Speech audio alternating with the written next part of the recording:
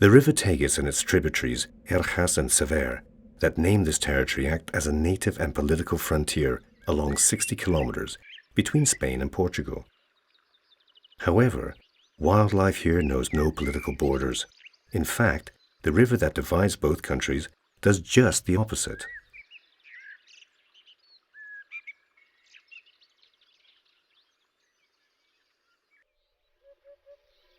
On both sides of the Tagus, very different environments can be found, in which populations and their particular cultures have settled, influenced by the great river.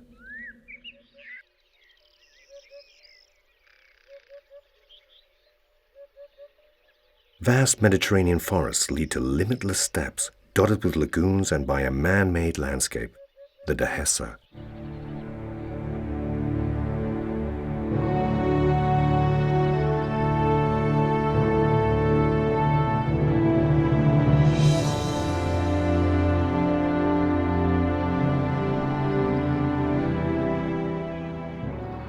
All of these expressions of life are somehow protected along the Great Waterway. Thus, it has been since prehistoric times. The Tagus was always a broad way of communication. In the Neolithic era, settlements on either side were already the same. We know this because their legacies followed identical patterns. These are dolmens, megalithic monuments that were built in both territories. Life in this territory is prolific as well. It has colonized diverse habitats found around the great river Tagus. In the Tagus International Park, the visitor can observe up to 300 bird species, 40 mammals, and about 30 amphibians and reptiles, and over 1,000 plant species. There is more biodiversity to be found here than in many European countries.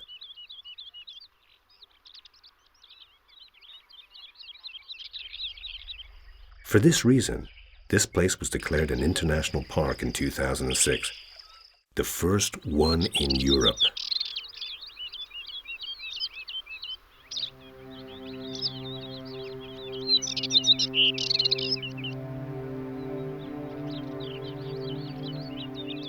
This extraordinary biodiversity is its main value. Seasons have a powerful influence on animals, plants, and the landscape itself.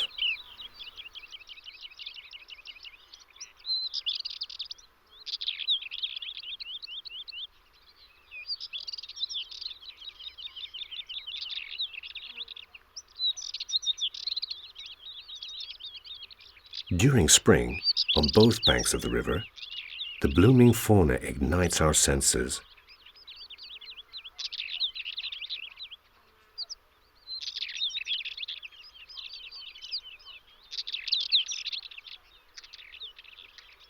On the steppes, where the influence of the river is less generous, the season seems to develop faster. Plants know this, and they struggle to put on their best appearance to attract the insects. They are running out of time. In pastures and hills, humidity is a little better conserved.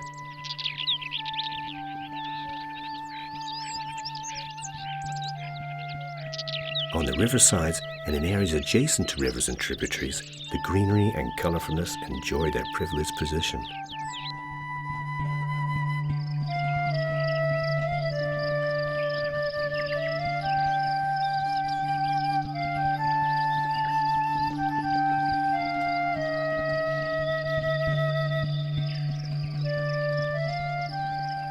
Among the rich vegetation, the yellow iris stands out.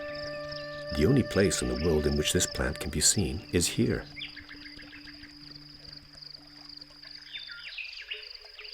The splendidest land shows off during the springtime eclipses its reason for being. Everything is for the sake of survival and to ensure the continuation of the species.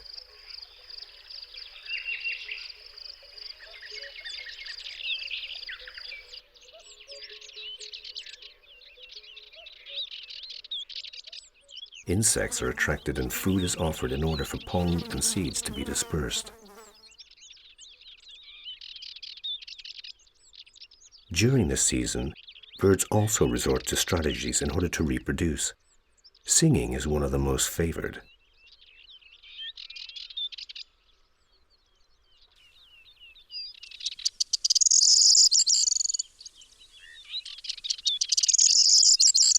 The corn bunting and the black kite sing and show themselves.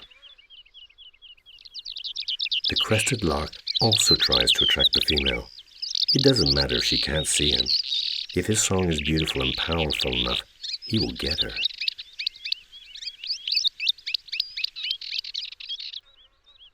A few steps from there, a masked bird dressed like a little sun looks for female company.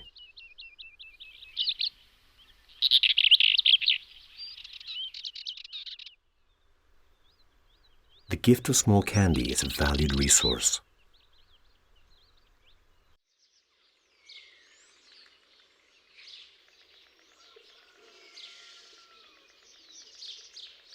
On the farmhouses found on the steppes, the females of the lesser kestrel demand succulent delicacies from the male.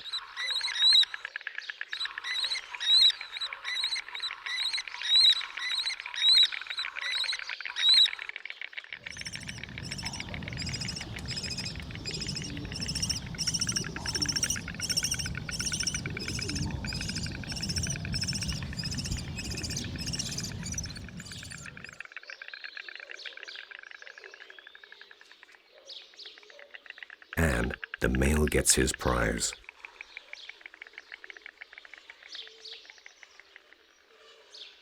Sometimes, being ostentatious and lavish is the best option to find a partner. This is the speciality of the great Bustard, the heaviest flying bird in the world.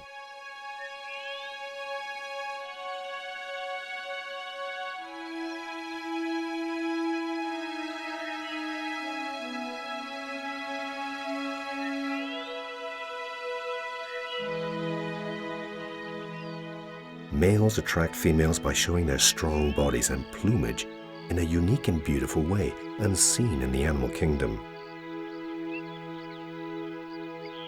A male spots a female and starts his unique courtship.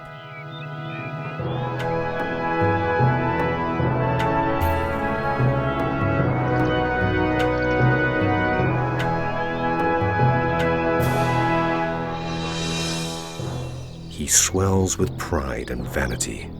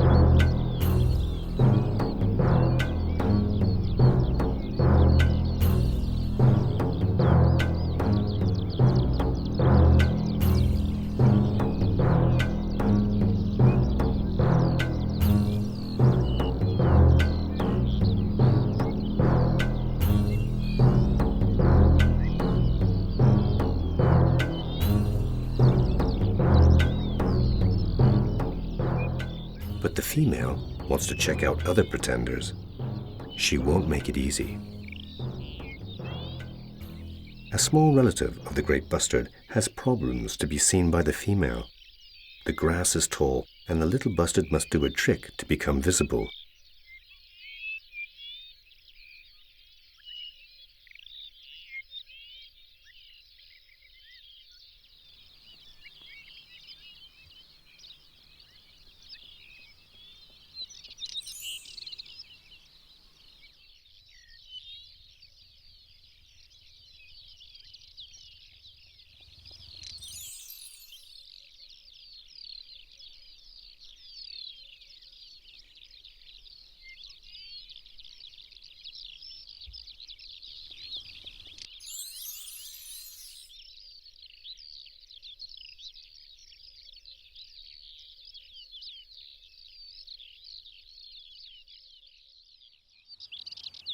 The turtle-dove males combine all of these techniques, being as attractive as possible, singing well to the female and giving her tender and juicy seeds.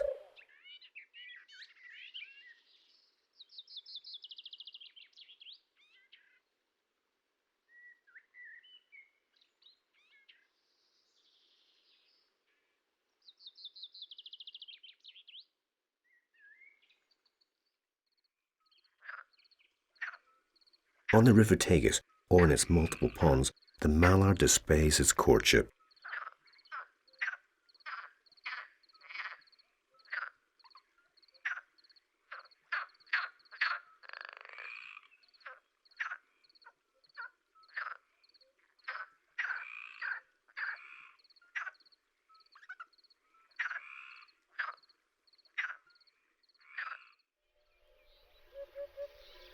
On the steppes, on the river, and in the forest, something is about to happen to all the pairs of birds, something that will change their lives.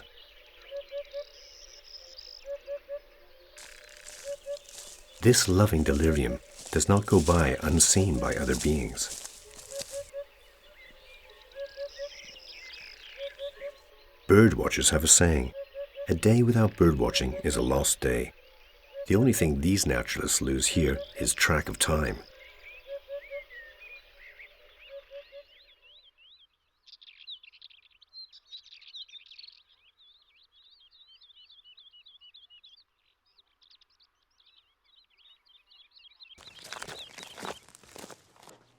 The visitor craves these endless roads, these paths that hold unknown surprises, because nature is unpredictable.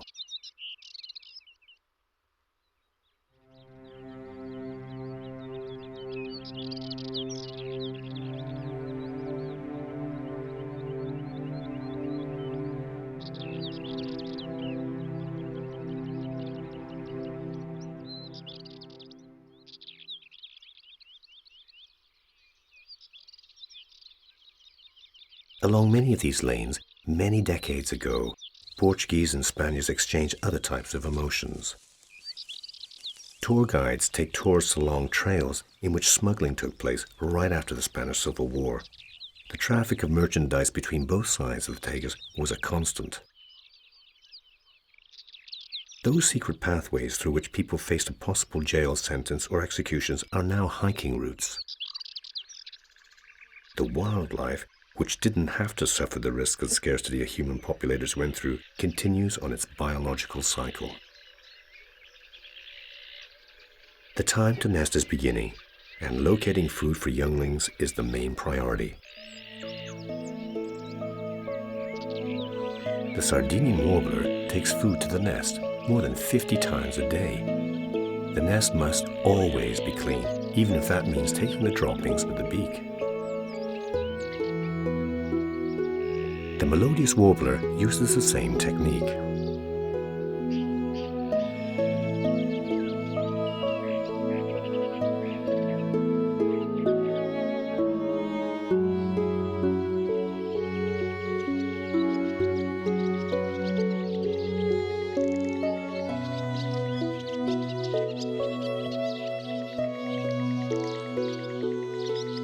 On the roofs of the old farmhouses, the miracle of life takes place.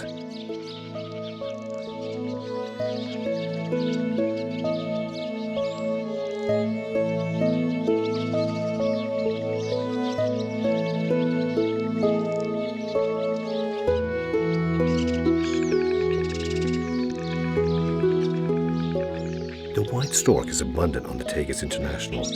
It raises its chicks in the rural areas and the small villages on both sides of the river, the Spanish and the Portuguese.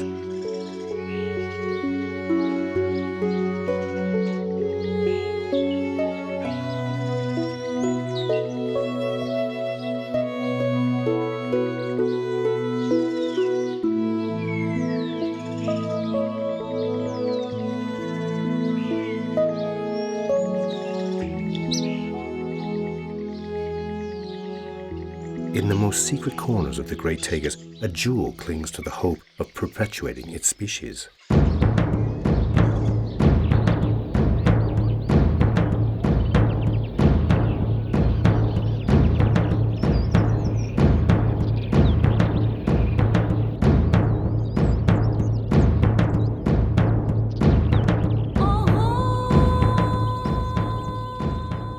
It's the black stork that does its best to raise 3 chicks.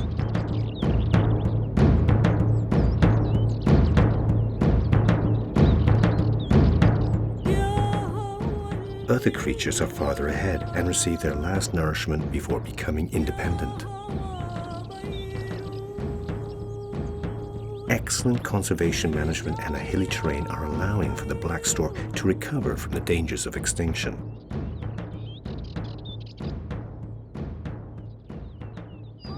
This mountainous area can best be appreciated in Tejo, the first Portuguese geological park in the European network. To see it and understand it in all its grandeur, excursions with guides are organized. This grand protected space boasts 170 places of geological interest that illustrate the main stages of geological history of the last 600 million years in the region. E estas rochas aqui pelo Ribeiro do Ré cá abaixo, se formos aí à procura, vamos encontrar vestígios de vida do passado, fossilizados, mas que, como eu vos falei ontem...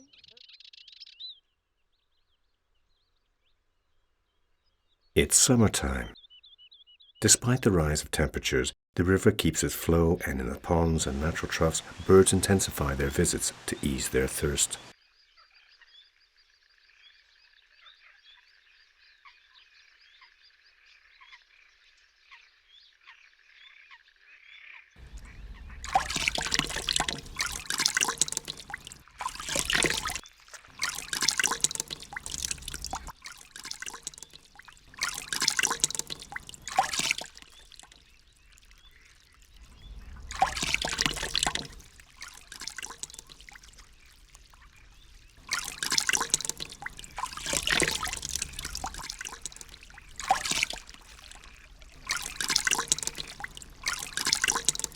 Reptiles need to drink as well, like this large Rhenechus scalaris.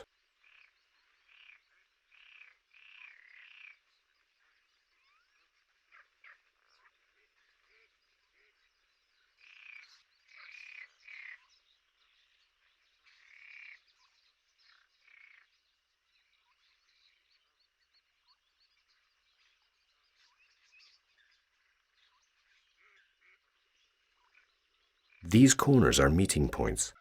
Everybody knows they are dangerous places. Hunters and prey gather without meeting. Small invertebrates, fish and amphibians live here, and every predator wants to eat them.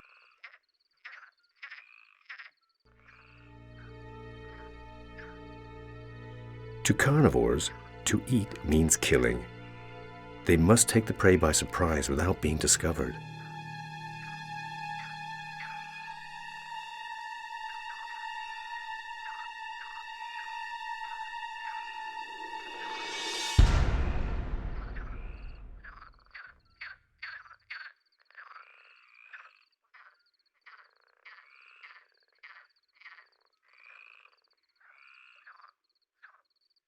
The black stork chicks we saw in the nest weeks ago have become independent. They observe the hunting techniques of the cattle egret. They have a lot to learn yet.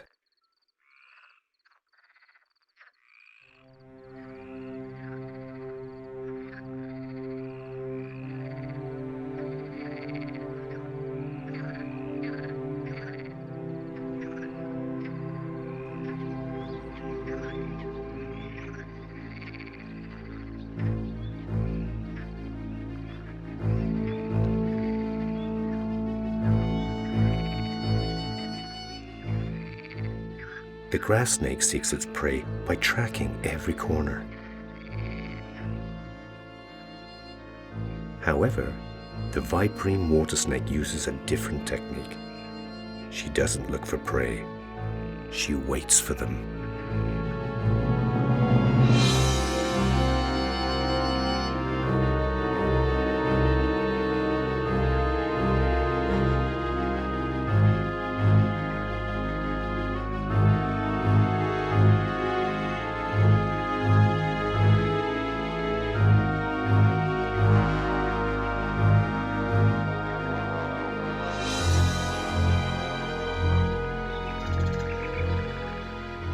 Not only animals fish in the Tagus International.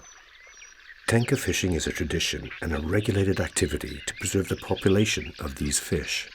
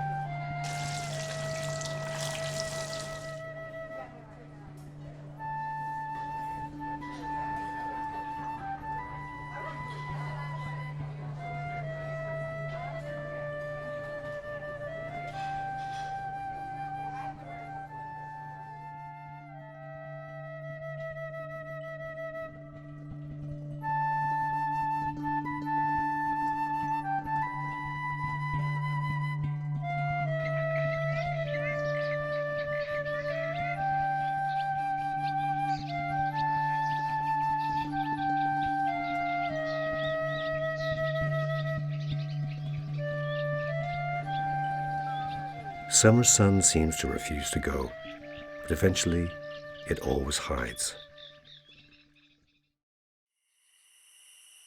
This is the moment other protagonists were waiting for. Walkers with explorers' souls want to read the skies.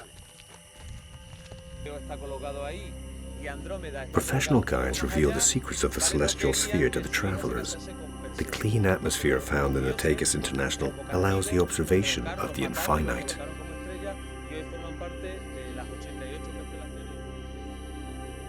The Mediterranean climate is lenient and sometimes blesses the land.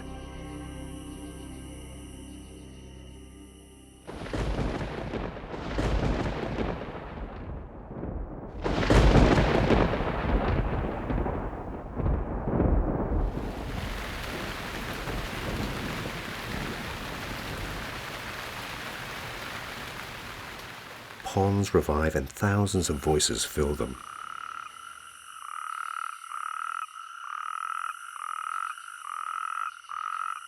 With the onset of the rainy season, male natterjack toads claim their territories. Females attend this massive concert. But there are many pretenders.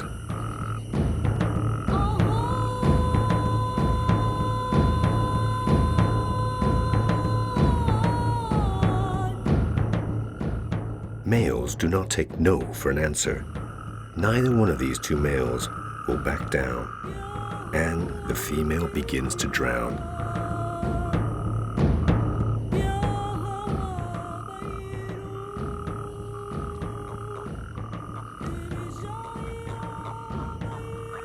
The female has died.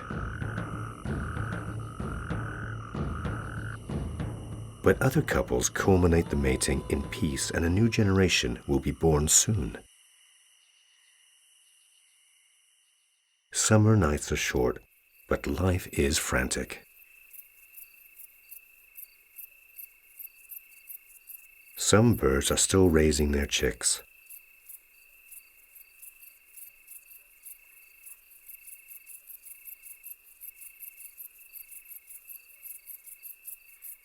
The red-necked nightjar is a nocturnal and insectivore bird. It feeds its chicks with insects it captures in flight.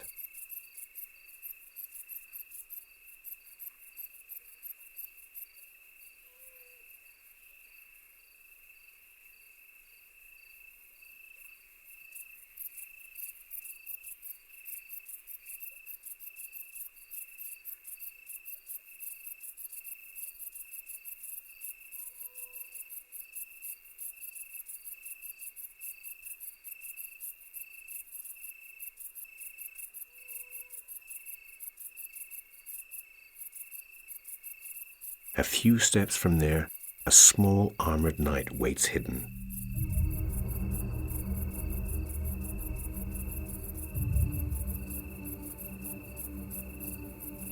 He is deaf, but he can feel the vibrations another male generates while walking. And they face each other. The forces are balanced. Scorpions are immune to their own venom. But if one of them gets stung by a rival on a nervous ganglion, he will die in a few seconds.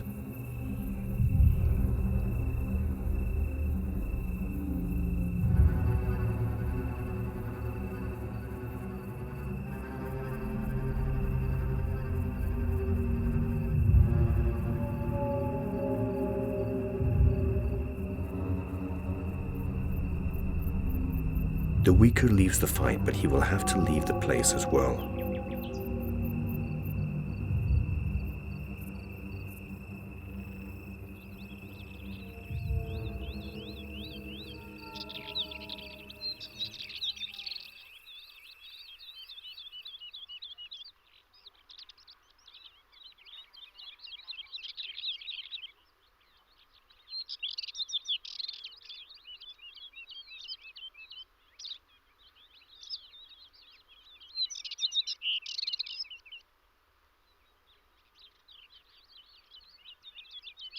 The first light of a September day caresses strange creatures. The toad's wild mating season that took place during the summer storms has borne fruit. Some of them have already completed their metamorphosis.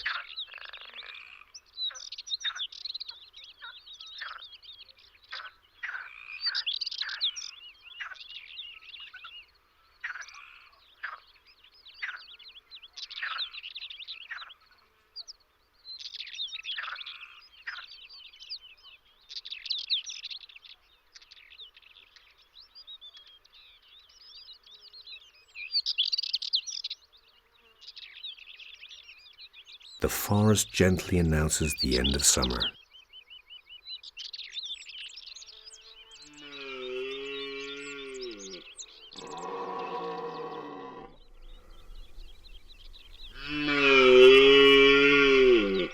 Deer's mating season has just begun.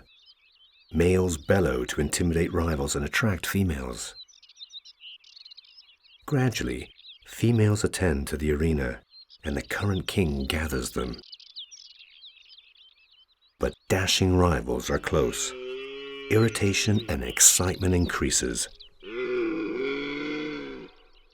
The lord of this place is thirsty for combat. He even fights against a tree.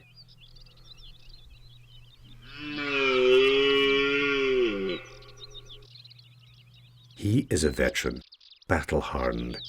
He has already lost an eye in combat, and he will fight to the death to retain his harem.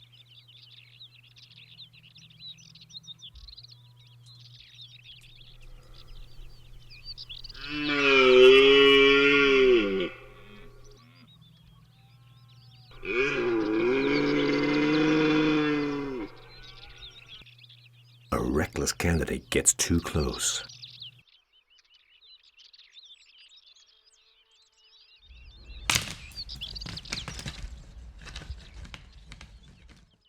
Both are strong, but the candidate moves back for now.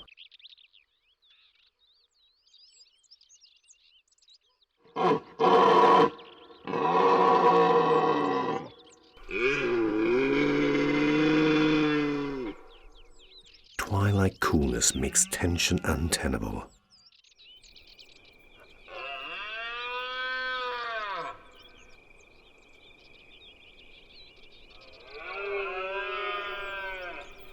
Too many antlers.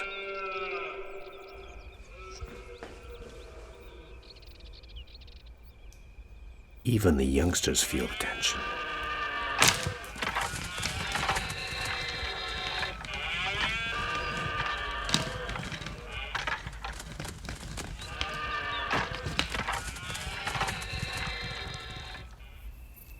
At midnight, an unknown outsider attacks the old king.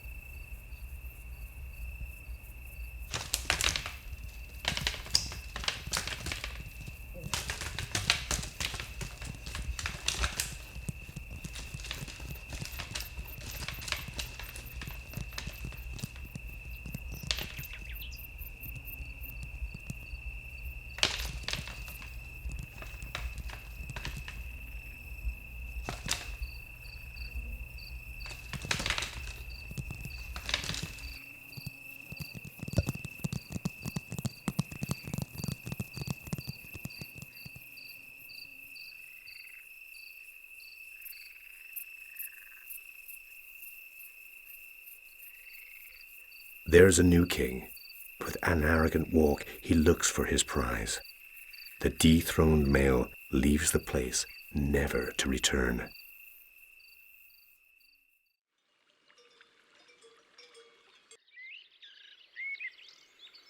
The Mediterranean forest is generous during the autumn. Holm oaks and cork oaks produce large amounts of acorn, a fruit very much appreciated by Iberian pigs, the animal that produces the product known as jamon.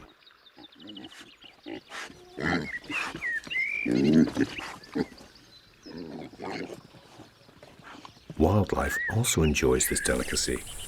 Acorns are wild boars' favorite food.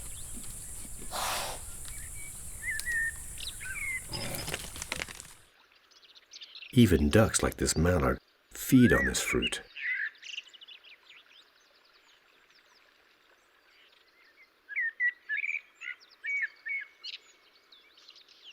Autumn's soft climate and the high availability of food attract migratory birds coming from the north and eastern Europe. Thousands and thousands of common wood pigeon attend to the Tagus International to spend autumn and winter.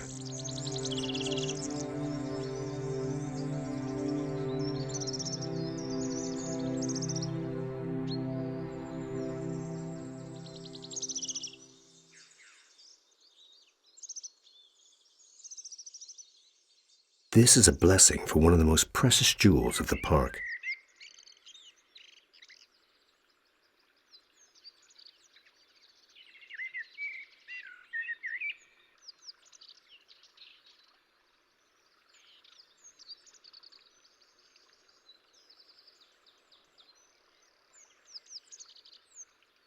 The Bonelli's eagle.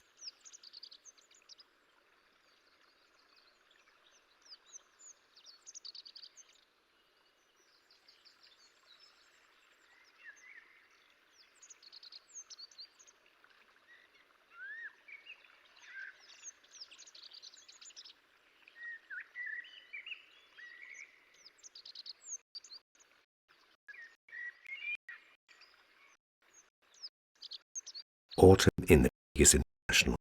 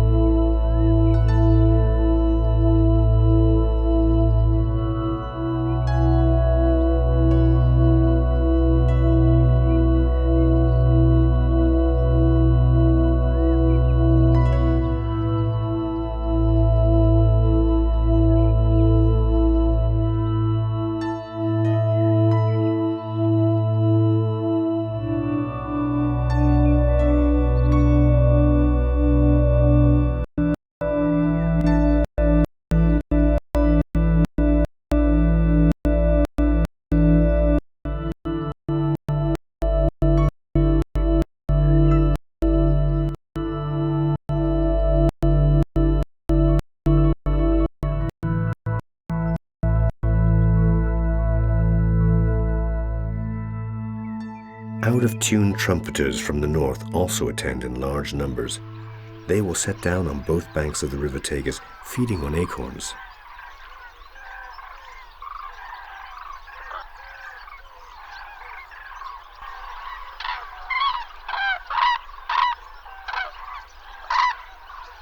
More than 70% of the common crane found in Europe use Spain and Portugal as a wintering area.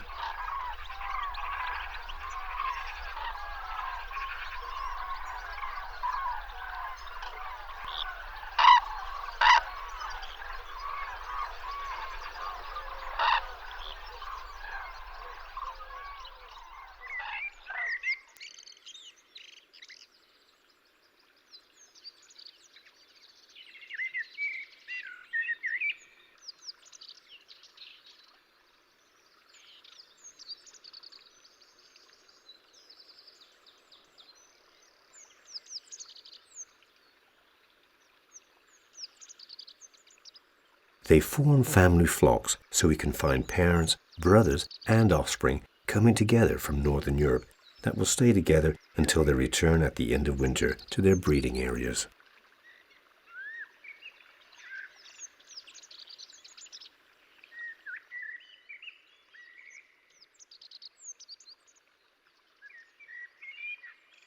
Winter is coming, and new bird species coming from Northern Europe gather in the Tagus International. Great cormorants and grey herons satiate their hunger with the abundant fish. Each species uses its own technique.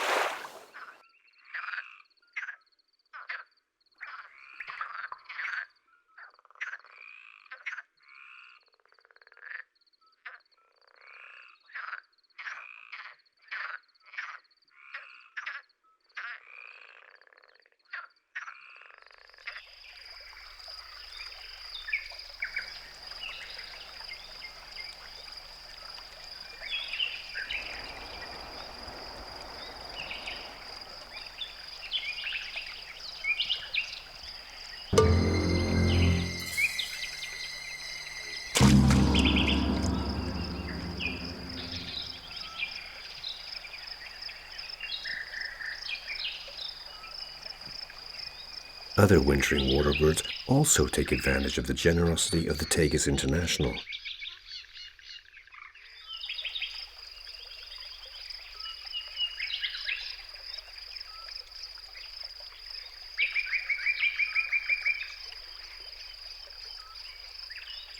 Thousands of small birds that join the ones resident in this territory.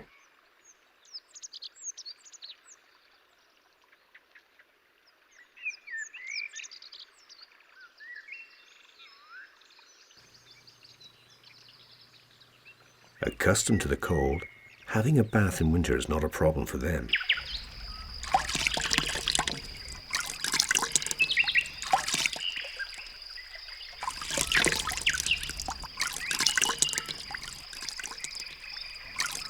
The sparrow is abundant in the rural areas of the park.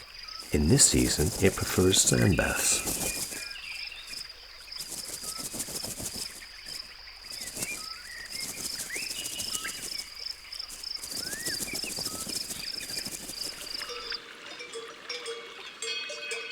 Energy consumption is higher in winter. Animals must find food wherever they can. Here the cattle has a special relationship with wildlife. Not only scavenger birds feed on their corpses, their droppings attract lots of insects, which are, in turn, food for a lot of the bird species. While the common blackbird feeds on small insects, an alarm sound worries all the animals around.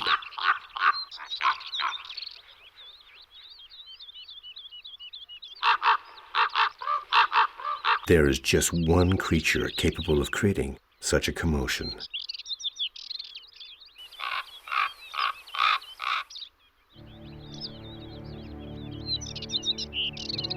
The Spanish imperial eagle, a large bird of prey in danger of extinction only found in the Iberian Peninsula and nowhere else in the world. Immature individuals have a brown plumage. This couple will breed for the first time next spring.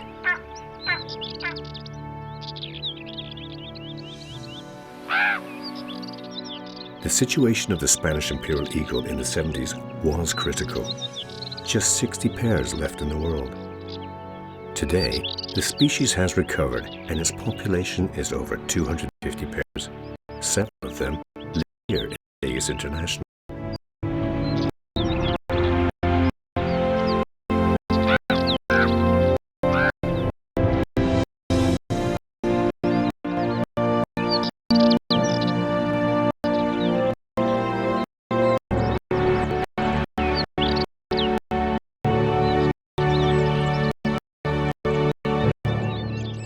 Here, they share the place with about 400 vertebrate species and more than 1,000 plant species. All of them live in this territory, blessed by the Great Tagus, a river over 1,000 kilometers long, whose length divides Spain and Portugal and constitutes the base of one of the most important natural areas in Europe. Residents on both banks of the river join the foreign visitors. Many of them have surnames of the neighboring country. Another example of the close historical relationship in this territory between Spain and Portugal.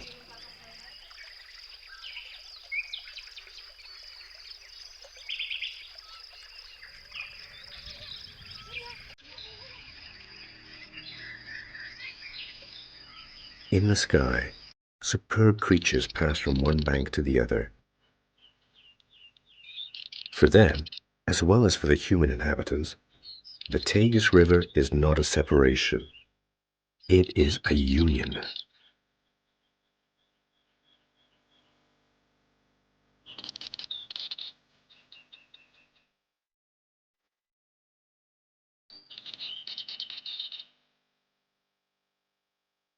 We have traveled through this transborder land, through such a varied place of such amazing value, which at the same time is home to a protected space with the privilege of being the first international natural park in Europe.